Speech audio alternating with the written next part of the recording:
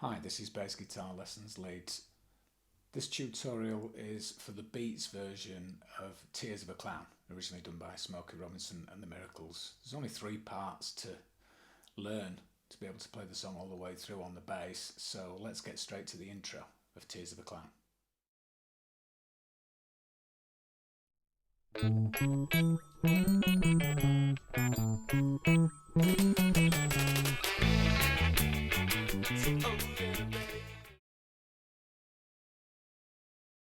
This is the intro to Tears of a Clown. On the Smokey Robinson original, the bass doesn't play the intro, but in the Beats version he plays the same melody line that starts it off, so I'll show you that now. We start at fret 7 on the D string, which is an A note, and we're just going to outline an A major triad, so we use our second finger there at fret 7, and then fret 6 with our first, and 9 with the pinky on the G string. Then I'm going to switch my first finger to where my little finger is and hammer on to fret 11, and then we come back, we play fret 12 with our little finger and come back frets 11 and 9 again. So I'll do that nice and slowly. Here's the first triad. Finger shift, hammer on, and then back 12, 11, 9. And then we just play 12 and 11 on the D string. So the whole thing. And we just link, switch quickly to little finger on fret 9 on the D string, which is a B note, and come back. So I'll play the whole thing nice and slowly. All you've got to remember really is that it's a triad, quick shift, and the hammer on.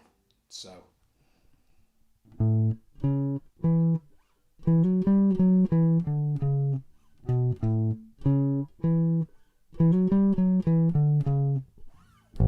then we're into the chords for the verse part, which we'll look at next.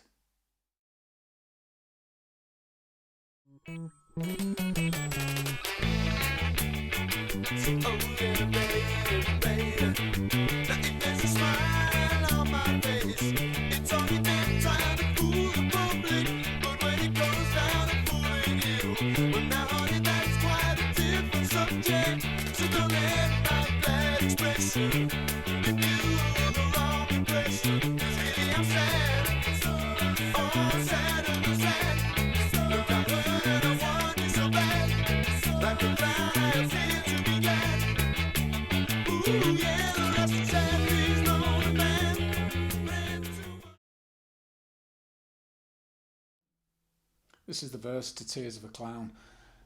It's just major triads, and they're all, because of the notes they are, which I'll explain in a sec, we can do these all on one string. So you've got A to D to G and back to the D. That's what he plays all the way through all the verses, and for the chunk of the song that just fades out towards the end as well. It's the main figure he plays throughout. Now, if you know your triads, you would know them usually to be played like this. This is the most common position because it falls under our fingers quite nicely. We can play the A at fret 5, the D then at fret 5, and the G at fret 5. So we're just going up here. That's the G there, and then we'd go back to the D. But what I found, I played this Adept for a friend of mine's band on bass, a ska band, and they play everything quick, possibly quicker than the original. And the Beats version's not mega quick, but it's not slow either. So you've got this, and I just thought that doing it all on one string, because here's the only tune, you've got your open A here, so it's the same note as that one.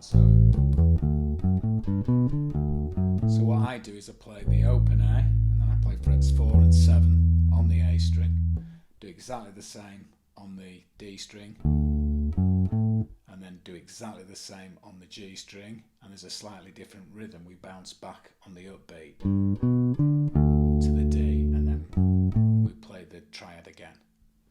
So playing it through slowly in the way that you would know if you usually play your triads in this position.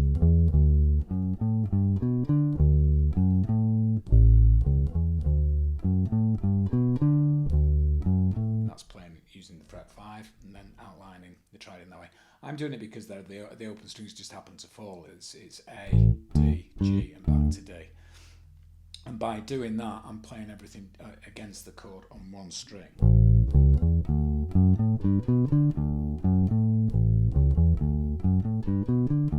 And really, it's just a question of muting it. Some people, bass players, they're not comfortable crossing open strings or doing that kind of thing. And it's mainly this hand that I use to just mute that as I play the. So as I hit that, you can see I've got these two muted with the palm of my hand, and that happens when I go up again. My palms just drop down very slightly there, and you can see that nothing's ringing there. So that's a really good way of being able to play it. He plays that 6 times through in the verses. So I'll just play it a couple of times so you can get the flavour of it. You'll see it in the play along video anyway.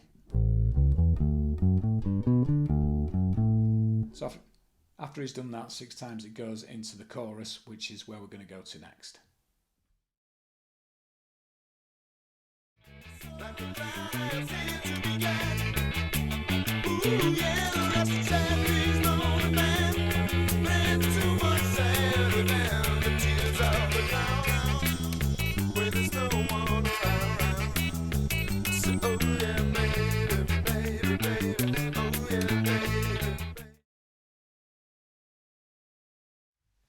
This is the chorus section to Tears of a Clown. Once you've got this down, you can play the whole song. It just repeats the verse and chorus and then goes out on the verse. So this is the last bit you need to do. After the last and you hear Dave Wakeling always goes whoa, whoa, whoa at that bit, which you can tell that that's where it's going to go up to the chorus.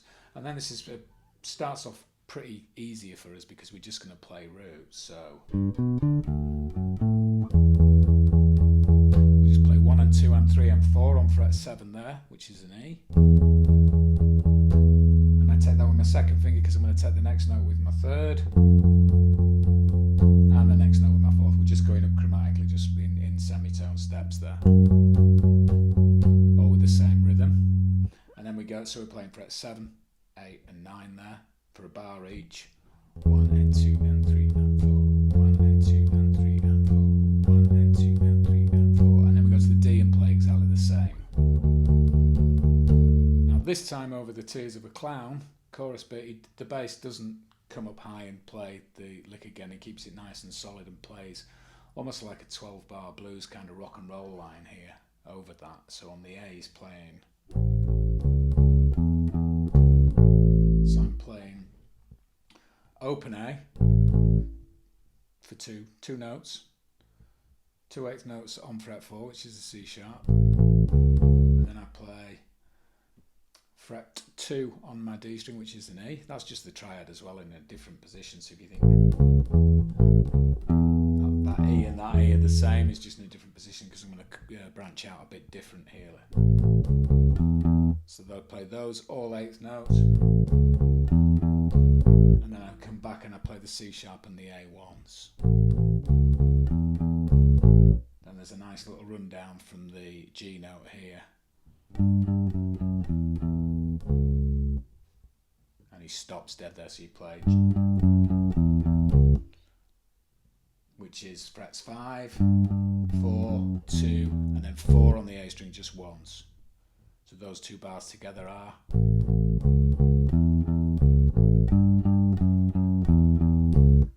And then the second time he repeats that, but the second time he plays all 8th notes against all the notes. So just this C sharp here you play twice instead of once. So the first time you play that once, and the second time twice.